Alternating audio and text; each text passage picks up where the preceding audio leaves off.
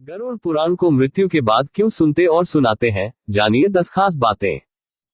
हिंदू धर्मानुसार जब किसी के घर में किसी की मौत हो जाती है तो 13 दिन तक गरुड़ पुराण का पाठ रखा जाता है।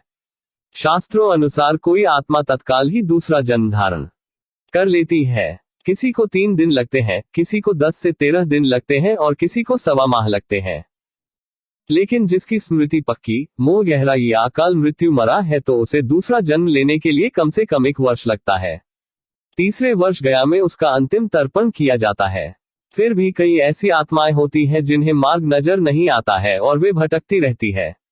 आओ जानते हैं कि मृत्यु के बाद दिवंगतों के निमित्त क्यों रखा जाता है गरुड़ पुराण का पाठ। गरुड़ पुराण क्या है? एक बार गरुड़ ने भगवान विष्णु से प्राणियों की मृत्यु, यमलोक यात्रा, नरक योनियों तथा सदगति के बारे में अनेक गूढ़ और रहस्ययुक्त प्रश्न पूछे। उन्हीं प्रश्नों का भगवान विष्णु ने सविस्तार उत्तर दिया। ये प्रश्न और उत्तर की श्रृंखला ही गरुड़ पुराण है। क्यों सुनाते हैं इसे मृत्यु के बाद? 1.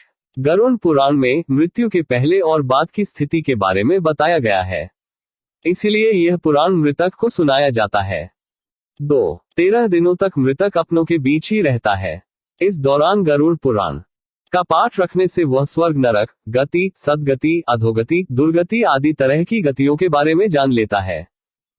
3. आगे की यात्रा में उसे किन किन बातों का सामना करना पड़ेगा, कौन से लोक में उसका गमन हो सकता है, ये सभी वह गरुड़ पुराण सुनकर जान लेता है। 4. जब मृत्यु के उपरांत घर में गरुड़ पुराण का पाठ होता है तो इस बहाने मृतक के परिजन ये जान लेते हैं कि बुराई क्या है और सदगति किस तरह के कर्मों से मिलती है, ताकि मृतक और उसके परिजन दोनों ही यह भलीभांति जान ले कि उच्च लोक की यात्रा करने के लिए कौन से कर्म करना चाहिए।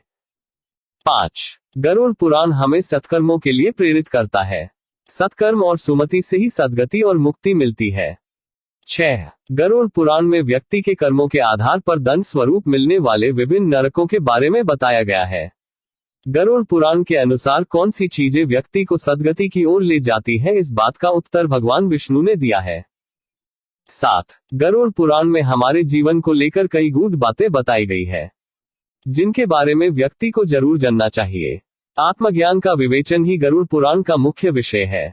गरुड़ पुराण के 19,000 श्लोक में से बचे 7,000 श्लोक में गरुड़ पुराण में ज्ञान, धर्म, नीति, रहस्य, व्यवहारिक जीवन, आत्मा, स्वर्ग, नरक और अन्य लोकों का वर्णन मिलता है। 8. इसमें भक्ति, ज्ञान, वैराग्य, सदाचार, निष्काम कर्म की महिमा के साथ यज्ञ, दान, तप, तीर्थ आदि शुभ कर्मों में सर्वसाधारण को प्रवृत्त करने के लिए अनेक लौकिक और पारलौकिक फलों का वर्णन किया गया है।